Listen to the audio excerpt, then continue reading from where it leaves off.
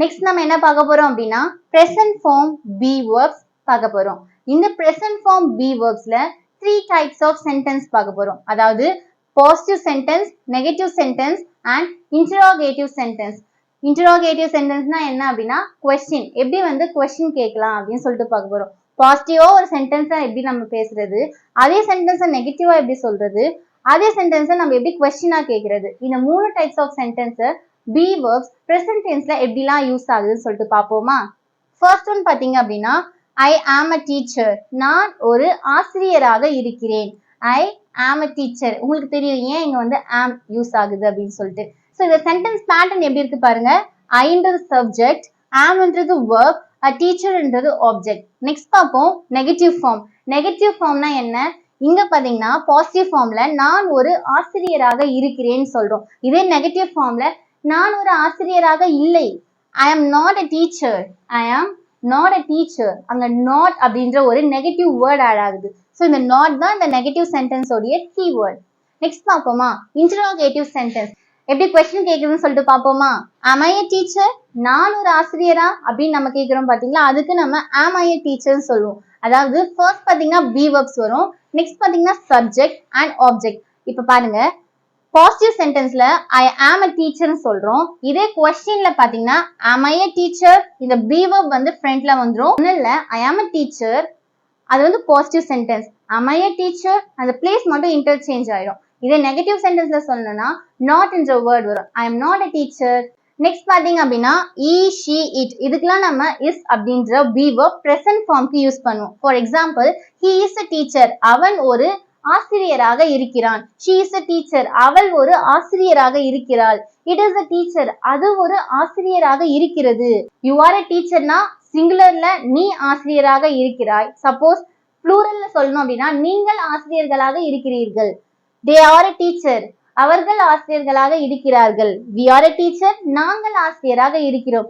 I hope that நீங்க வந்து இது கிளியரா புரிஞ்சிருப்பீங்கன்னு நினைக்கிறேன். நெக்ஸ்ட் பாருங்க negative சென்டென்ஸ்ல he is not a teacher அவன் ஆசிரியராக இல்லை.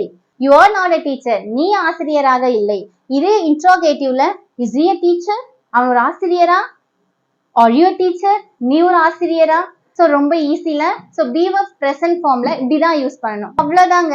ஸோ be verbs present ஃபார்ம்ல நம்ம இப்படிதான் யூஸ் பண்ணுவோம். For example I am a teacher, I am not a teacher, am I a teacher, he is a teacher, he is not a teacher, is he a teacher, you are a teacher, you are not a teacher, are you a teacher. So புரிஞ்சுதா? இப்போ நான் உங்களுக்கு homework கொடுக்குறேன்.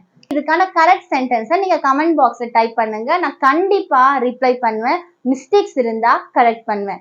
அவன் ஒரு மருத்துவராக இருக்கிறான். So இதுக்கான பாசிட்டிவ் சென்டென்ஸ் அவன் ஒரு மருத்துவராக இல்லை. அதுக்கான நெகட்டிவ் சென்டென்ஸ் அவன் ஒரு மருத்துவராக இருக்கிறானா. அதுக்கான கொஸ்டின் டைப் ஆஃப் சென்டென்ஸ் நீங்க ஆன்சர்ஸ் எழுதி கமெண்ட் செக்ஷன்ல போஸ்ட் பண்ணுங்க. உங்களுக்கான கரெக்ஷன்ஸ் கண்டிப்பா ரிப்ளை மூலமா வரும். Next past form of be verbs பார்ப்போம். I, he, she, it இந்த சப்ஜெக்ட்க்கு past form of be verb பாத்தீங்கன்னா was, and you, we, they இந்த சப்ஜெக்ட்க்கு past form of be verb பாத்தீங்கன்னா were. For example positive sentence இது வந்து நெகட்டிவ் சென்டென்ஸ் அண்ட் இது வந்து இன்ட்ரோகேட்டிவ் சென்டென்ஸ். இதுவும் பாசிட்டிவ் சென்டென்ஸ், இது நெகட்டிவ் சென்டென்ஸ் அண்ட் இது இன்ட்ரோகேட்டிவ் சென்டென்ஸ். இப்ப பாருங்க I was a student நான் ஒரு மாணவனாக இருந்தேன். இது எல்லாமே பாத்தீங்கன்னா கம்ப்ளீட்டட் ஆக்ஷன். ஏன்னா அது வந்து பாஸ்ட் டென்ஸ், நடந்து முடிஞ்ச ஒரு செயலை நம்ம பேசுறோம். பாஸ்ட் டென்ஸ் verb அதாவது பாஸ்ட் டென்ஸ் ஆக்ஷன் verb அப்படின்னா நடந்து முடிஞ்ச செயலை குறிக்கிறது. So past tense be verb அப்படின்னா என்ன? be verbனா நம்ம என்னவாக இருக்கிறோம் அப்படின்னு சொல்லிட்டு குறிக்கிறத நம்ம be verb சொல்லுவோம். ப்ரெசன்ட் டென்ஸ்ல பாஸ்ட் டென்ஸ்ல நம்ம என்னவாக இருந்தோம் அதை சொல்றதுக்கு நம்ம past tense be form verb use பண்ணுவோம். For example I was a student நான் ஒரு மாணவனாக இருந்தேன். இது positive sentence. I was not a student நான் ஒரு மாணவனாக இருக்கவில்லை. நான் மாணவனாவே இல்லை. அது வந்து பாஸ்ட்ல நம்ம சொல்றதுக்காக I was not a student நம்ம not என்ற ஒரு நெகட்டிவ் கீவேர்ட் யூஸ் பண்றோம். Was I a student நான் மாணவனா இருந்தனா, பாஸ்ட்ல நான் ஒரு மாணவனாக இருந்தனா அப்படின்னு சொல்லிட்டு கொஸ்டின் கேட்கும். நம்ம என்ன பண்ணலாம்? Past tense be form verbs use பண்ணலாம். நெக்ஸ்ட் பாருங்க you were a student நீ ஒரு மாணவனாக இருந்தாய். you were not a student நீ ஒரு மாணவனாக இருக்கவில்லை. were you a student நீ ஒரு மாணவனாக இருந்தியா? இப்படின்னு கேட்கறதுக்காக நம்ம வேர் வச்சு யூஸ் பண்ற past tense be form verb. Next உங்களுக்கான ஹோம்வொர்க், அவர்கள் விளையாட்டு வீரர்களாக இருந்தார்கள். இது வந்து பாசிட்டிவ் சென்டென்ஸ்ல இருக்கு. நீங்க அதுக்கான ஆன்சர் அண்ட் அவர்கள் விளையாட்டு வீரர்களாக இருக்கவில்லை நெகட்டிவ் ஃபார்ம், அவர்கள் விளையாட்டு வீரர்களாக இருந்தார்களா கொஸ்டின் ஃபார்ம். இது மூணுத்துக்கான ஆன்சரையும் எழுதி கமெண்ட் செக்ஷன்ல போடுங்க. உங்களுக்கான கரெக்ஷன் என்னுடைய ரிப்ளை மூலமா வரும். Next future form of be verbs பாப்போமா. I, he, she, it, you, we, they இது எல்லா சப்ஜெக்ட்டுமே future form of the verb பாத்தீங்கன்னா will be.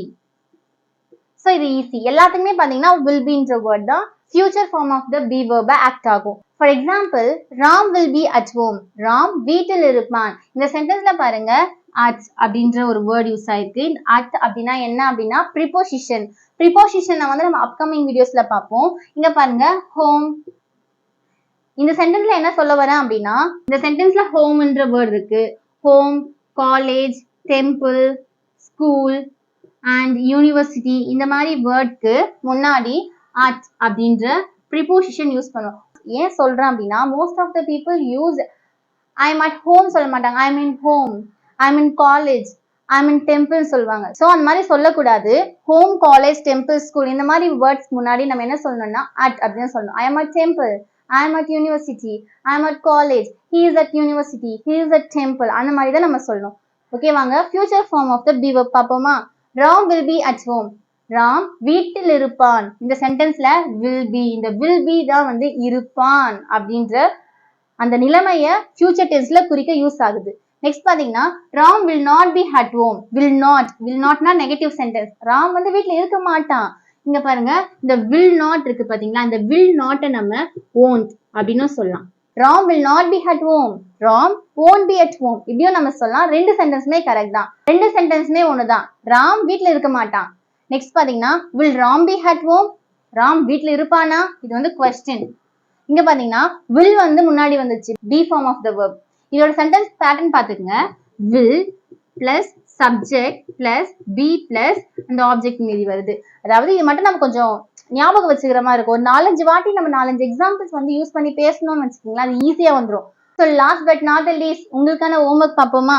அவர்கள் சென்னையில் இருப்பார்கள். இது வந்து பாசிட்டிவ் ஸ்டேட்மெண்ட்ல இருக்கு. நீங்க இதுக்கான ஆன்சர் எழுதணும்.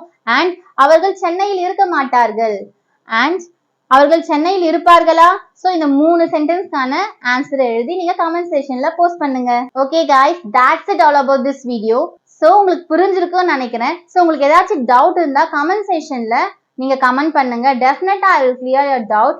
அண்ட் நான் நிறைய ஹோம்வொர்க் கொடுத்துருக்கேன். அந்த ஹோம்வொர்க்ஸ் அண்ட் டெஸ்ட்டையும் நீங்க அதுக்கான ஆன்சர்ஸை கமெண்ட் செக்ஷன்ல போட்டீங்க அப்படின்னா உங்களுக்கான கரெக்ஷன் ரிப்ளை கண்டிப்பா வரும்.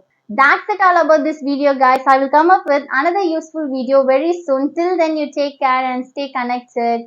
Take care. Bye bye.